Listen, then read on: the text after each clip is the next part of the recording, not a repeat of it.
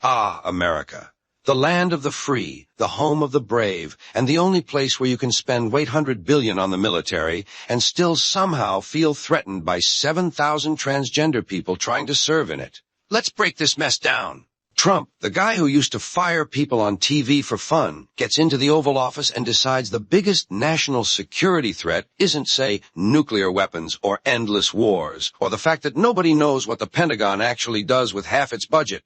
No, he's worried about a transgender soldier getting gender-affirming surgery.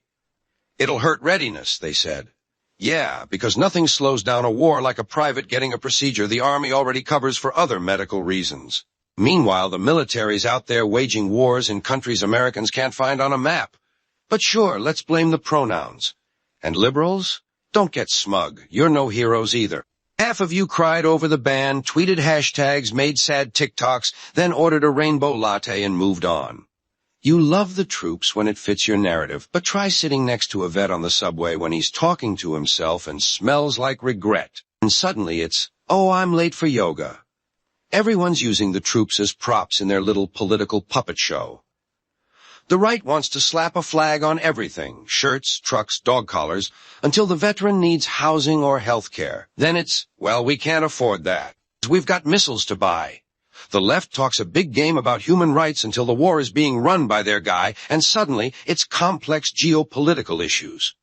And don't even get me started on the Pentagon. These guys lose $6.5 trillion like I lose spare change in the couch cushions. They've got more secrets than the Vatican and more waste than a Vegas buffet. They'll fund weapons that don't work, wars that don't end, and parades that nobody wants. But give them a bill for a soldier's surgery, and suddenly it's, sorry, not in the budget. Meanwhile, veterans are out here like, hey, I got blown up for your oil. Can I get a job? And the government's like, sure, at Walmart. You like greeters, right? But back to the trans ban. Let's be real.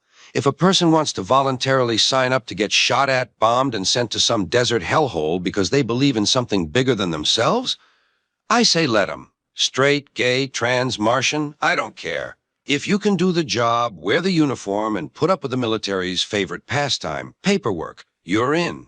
And you know what?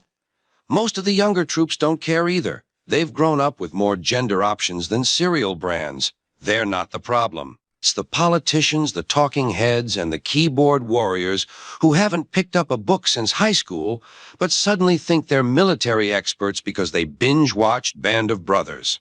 So here we are, arguing about who can or can't join the world's most expensive game of capture the oil, while the real problems, suicide rates, PTSD, broken VA systems, get swept under the rug like dust at a funeral. In the end, it's not about trans people or readiness or bathrooms or whatever the latest boogeyman is. It's about distraction.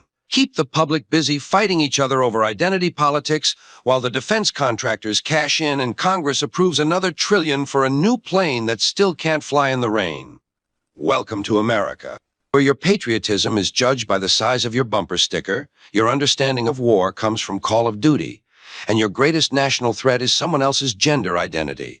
Land of the free, home of the confused.